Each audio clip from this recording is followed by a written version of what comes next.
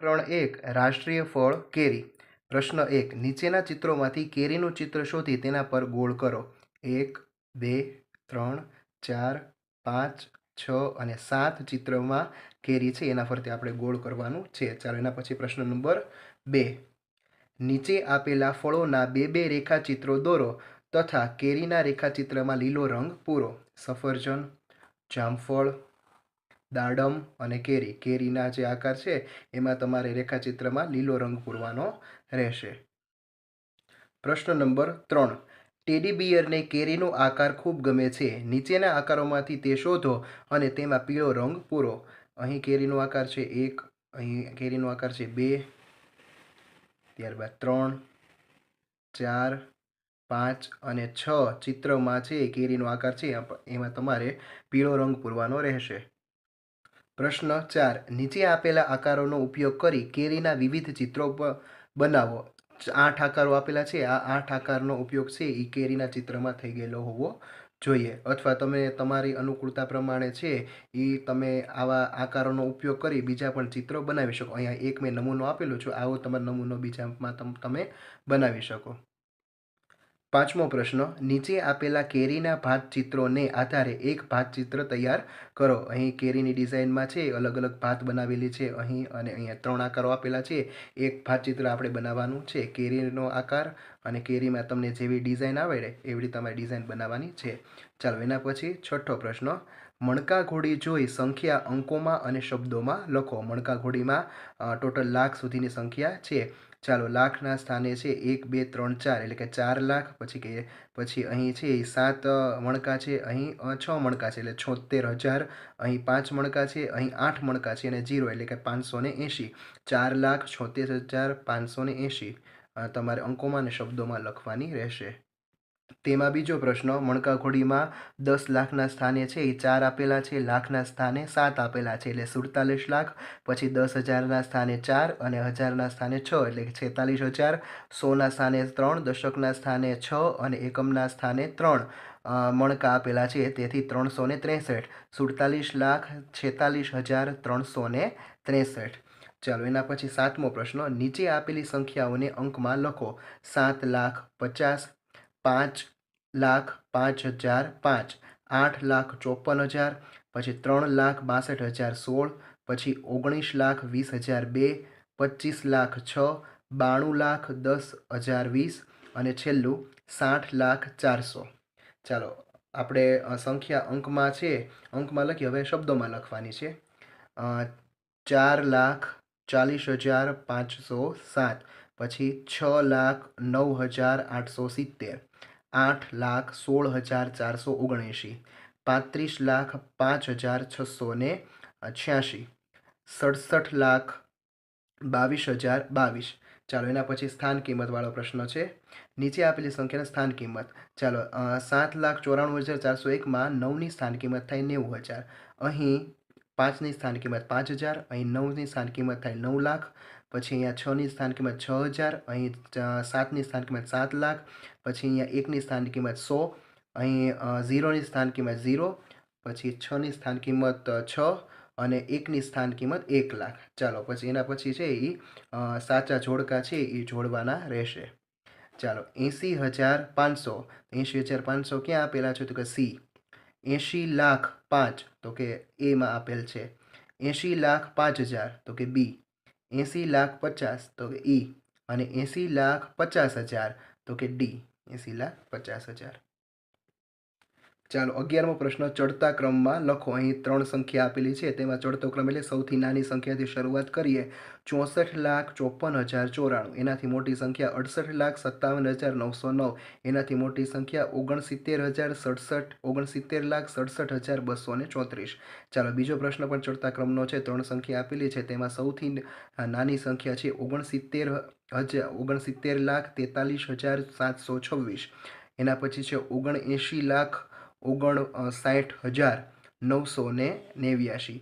ચાલો એના પછી 96,34,627। ચાલો એના પછી ઉતરતો ક્રમ એટલે કે સૌથી મોટી સંખ્યાથી શરૂઆત કરીને ક્રમશઃ નાની સંખ્યા સુધી જવું। સૌથી મોટી સંખ્યા અહીં છે 37,40,284, એનાથી નાની સંખ્યા 4,482 અને એના પછી 37,04,248.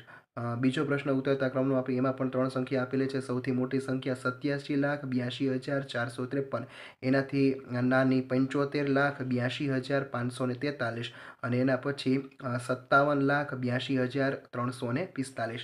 ચાલો એના પછી નીચે આપેલા ચિત્રો છે એમાં વજનદાર કેરી દેખાય એની સામે સાચાની નિશાની કરવાની છે.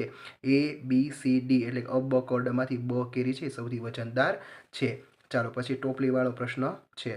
નીચે આપેલી ટોપલીમાં જો એક કેરીનું વજન 150 ગ્રામ હોય તો તેના આધારે ખાલી જગ્યા પૂરો.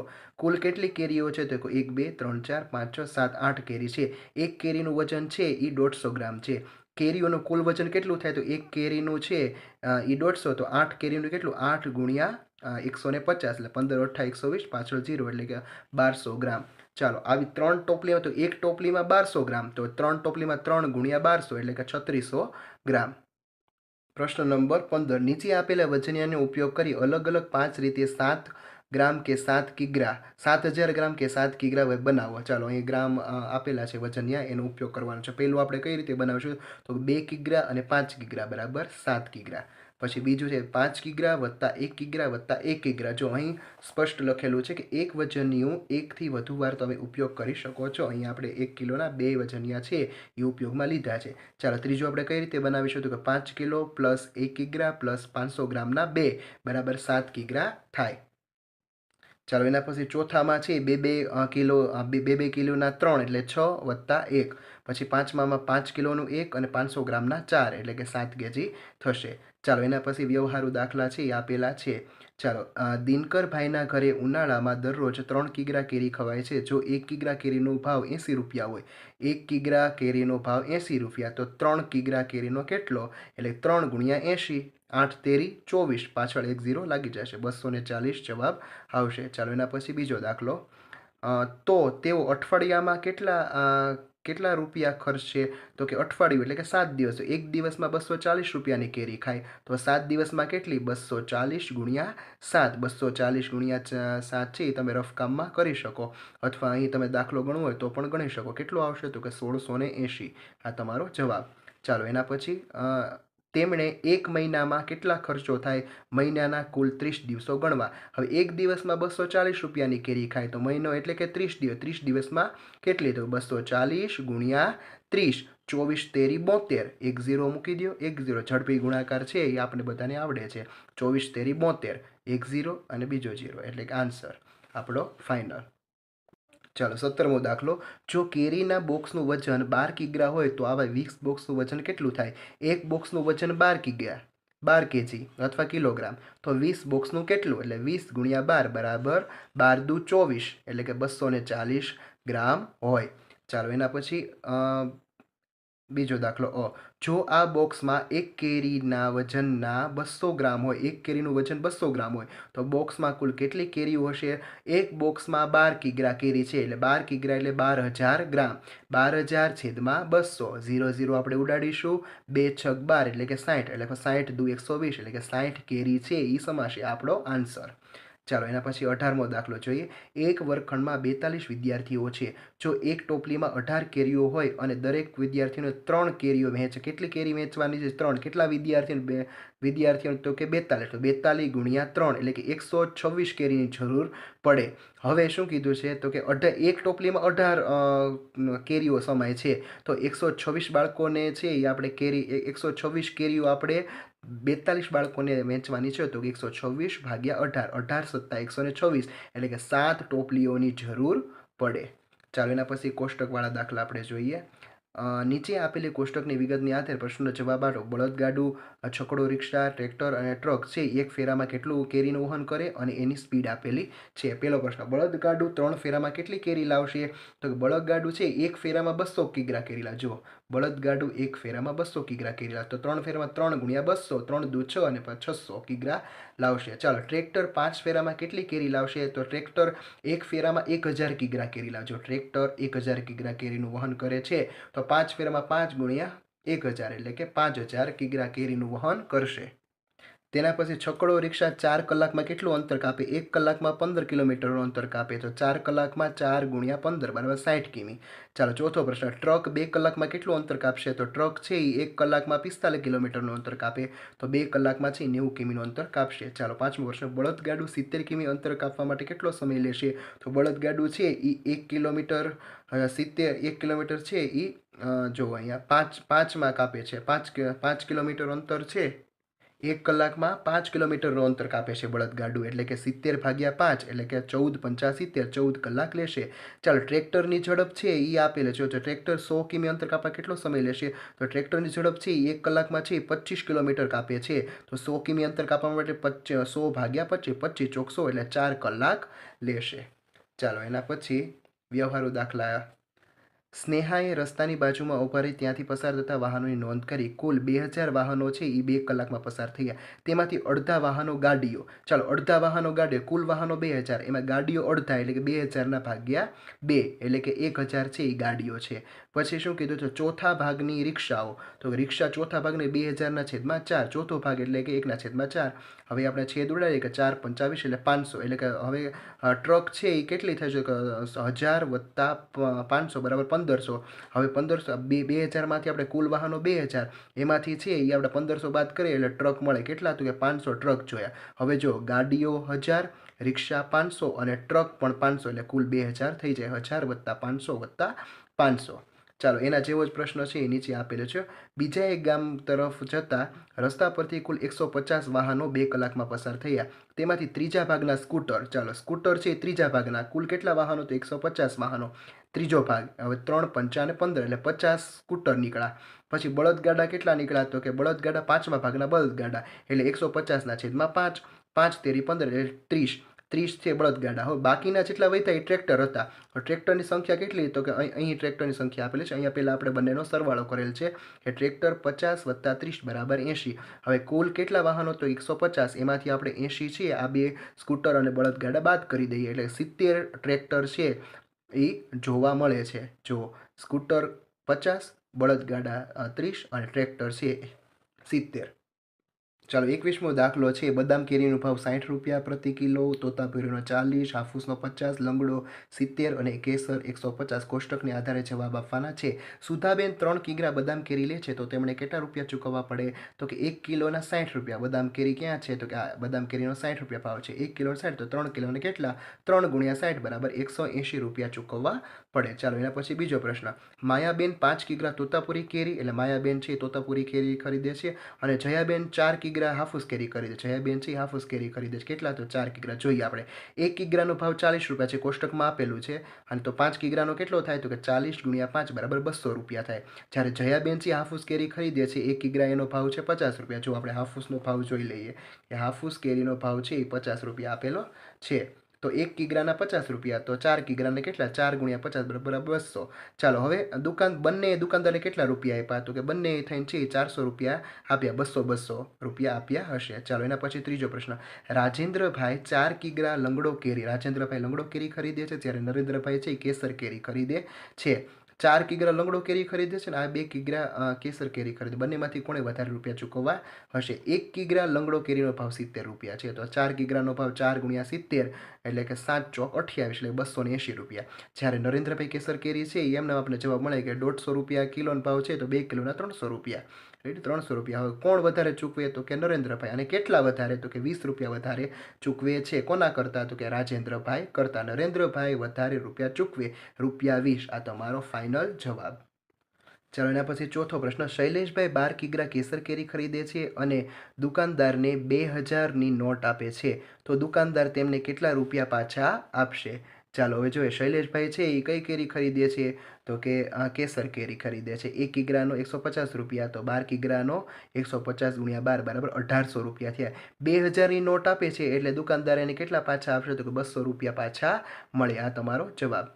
ચાલો એના પછી પાંચમો દાખલો, દિનેશભાઈ પાસે 200 રૂપિયા છે, તેમાંથી તે ચોથા ભાગની કેરી છે એ હાફૂસ કરી છે. હાલો, હાફૂસ કેરી છે એ કુલ 200 રૂપિયામાંથી ચોથા ભાગ એટલે 50 રૂપિયાની હાફૂસ કેરી ખરીદે છે. હમણાં આપણે જોયું કે 1 કિગ્રા કેરીનો ભાવ છે હાફૂસ કેરીનો એ 50 રૂપિયા છે, એટલે 1 કિલો છે હાફૂસ કેરી ખરીદી. હવે શું કહે છે તો કે બાકીના રૂપિયા વધ્યા ને એની કેસર કેરી ખરીદે છે. 200 રૂપિયામાંથી 50 રૂપિયા જાય બાકી, એટલે કેટલા વધે 150, તો 150 રૂપિયાની કેસર કેરી ખરીદે છે. તો કેસર કેરીનો ભાવ 150 રૂપિયા જ છે કિલોના, તો કે બંને 1-1 કિગ્રા ખરીદે છે. જો બંને 1-1 કિગ્રા કેરી ખરીદે છે. કોણ? તો કે દિનેશભાઈ અને દિનેશભાઈ છે એ બંને 1-1 કિગ્રા હાફૂસ કેરી અને કેસર કેરી ખરીદે છે. ચાલો એના પછી મહેશભાઈ 3 કિગ્રા હાફૂસ કેરી, જો હાફૂસ કેરી 3 કિગ્રા ખરીદે છે. 3 ગુણ્યા 50, 50 શું કામ? કારણ કે 1 કિગ્રા કેરી, 1 કિગ્રા હાફૂસ કેરીનો ભાવ.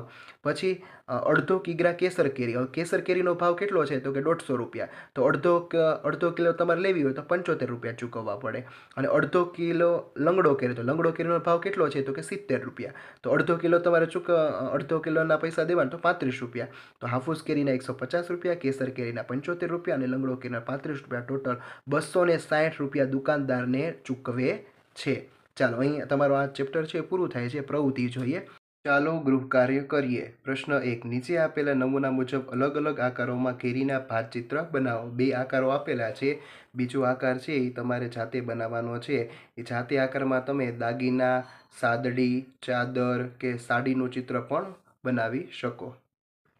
ત્યારબાદ પ્રશ્ન નંબર 2, નીચે આપેલા કેરીના ભાતચિત્રોને આધારે 2 ભાતચિત્ર તૈયાર કરો. અહીં છે 2 ભાતચિત્ર આપેલા છે, એવા ને એવા 2 ભાતચિત્ર તમારે નીચે છે એ બનાવવાના રહેશે. અહીં મેં કેરીનું એક ચિત્ર આપેલું છે, એમાં તમે અલગ અલગ ડિઝાઇન છે એ આગળ મેં જે કરેલી છે એમ કરી શકો. 2 આકારો આવા બનાવવાના રહેશે. ત્યારબાદ ત્રીજો પ્રશ્ન, 25 મહિલાઓ ભેગી થઈને આમ્ર બેંકની શરૂઆત કરી છે. પ્રત્યેક મહિલા દર મહિને 125 રૂપિયા બચાવે છે. તો કે દર મહિને એક મહિલા છે 125 રૂપિયા બચાવે, તો એવી કેટલી મહિલાઓ છે તો કે 25 મહિલા. તો 25 મહિલાઓના એક મહિનાના કેટલા રૂપિયા થાય તો કે 125 ગુણ્યા 25. આ દાખલો તમે રફકામમાં કરી શકો અથવા અહીં પણ તમે ગણી શકો. 3125, 3125 રૂપિયા દર મહિને મહિલા ભેગા કરે છે. તો આ બેંકમાં દર મહિને કેટલા રૂપિયા તો કે દર મહિને 3125, અને કુલ કેટલા રૂપિયા જમા થશે અને એક વર્ષમાં કુલ કેટલા રૂપિયા જમા થશે તો એક વર્ષ માટે તો એક મહિનામાં 3125, તો 12 મહિના, 12 મહિના એટલે કે એક વર્ષ, તો 12 મહિનામાં કેટલા 3125 ગુણ્યા 12 બરાબર 37,500 રૂપિયા છે એક વર્ષમાં ભેગા કરશે. ચાલો એના પછી ત્રીજાનો અ, આ બેંકમાંથી રેખાબેને એક લારી ખરીદવા માટે ₹4500ની લોન લીધી. તેમણે એક વર્ષ સુધી દર મહિને ₹400 બેંકને પાછા આપ્યા, તો તેને કેટલા રૂપિયા વ્યાજ આપ્યું હશે? તો કે એક મહિને 400 રૂપિયા પાછા આપે, તો 12 મહિને કેટલા તો કે 12 ગુણ્યા 400 એટલે કે 12 ચોક 48, 4800 રૂપિયા બેંકને પાછા આપ્યા. હવે લોન કેટલા રૂપિયાની લીધી છે તો કે લોન છે એ 4500 રૂપિયાની લીધી અને ચૂકવણી કેટલી કરી તો 4800, એટલે કે 300 રૂપિયા વ્યાજ છે એ લાગ્યું હશે. ચાલો એના પછી બ, આ બેંકમાંથી લીનાબેને કલમી આંબાના નવા છોડ ખરીદવા માટે 21,500ની લોન લીધી. તેમણે એક વર્ષમાં કુલ 23,400 બેંકને પાછા ચૂકવ્યા, તો દર મહિને કેટલા રૂપિયા ચૂકવ્યા હશે? કેટલા ચૂકવે છે? 23,400 દર મહિને. એક વર્ષમાં કુલ આટલા રૂપિયા, એક વર્ષમાં આટલા ચૂકવ્યા, તો 12 મહિનામાં કેટલા તો કે 23,400 ભાગ્યા 12 કરીએ તો કે 1950 રૂપિયા આવશે. તો દર મહિને 1950 રૂપિયા ચૂકવવા પડ્યા. ચાલો એના પછી કોષ્ટક આપેલું છે, એમાં અધૂરી વિગતો પૂર્ણ કરવાની રહેશે. મિક્સર છે એનો ભાવ છે 1500 રૂપિયા. કેટલી જરૂર પડે તો કે 2, એટલે કે 1500 ગુણ્યા 2 બરાબર 3000, 2000 ગુણ્યા 25 50,000, 800 ગુણ્યા 6 બરાબર 4800, પછી 300 ગુણ્યા 20, પછી 500 ગુણ્યા 10 અને 40 ગુણ્યા 50, એટલે કુલ 66,550 રૂપિયા ખર્ચ થાય. ચાલો એના પછી પાંચમો દાખલો, કેરીમાંથી રસ કાઢવામાં આવે ત્યારે કેરીના વજનનું રસનું વજન કેરીના વજનના ત્રીજા ભાગ જેટલું હોય છે. જો એક મહિનામાં 2400 કિગ્રા કેરીમાંથી રસ કાઢવામાં આવે તો કેટલા મેંગો પલ્પ તૈયાર થાય? તો કુલ મેંગો પલ્પ બરાબર કેટલા તો કે 2400 કિગ્રા અને કેટલા કેરીના વજનના ત્રીજા ભાગનો છેદમાં 3, 3 × 8 = 24, એટલે કે 800 કિગ્રા. એવો જ દાખલો આપેલો, જો 4500 કિગ્રા કેરીમાંથી રસ કાઢવામાં આવે તો કેટલા મેંગો પલ્પ તૈયાર થાય? કુલ મેંગો પલ્પ બરાબર 4500 કિગ્રાના છેદમાં ત્રીજા ભાગનું, એટલે કે છેદમાં 3, એટલે 15 તેરી 45, એટલે 1500 કિગ્રા જવાબ. અહીં તમારે ગૃહ કાર્ય કરીને પ્રવૃત્તિ પણ પૂરી થાય છે. બીજા ચેપ્ટરમાં હવે મળીશું. Thank you.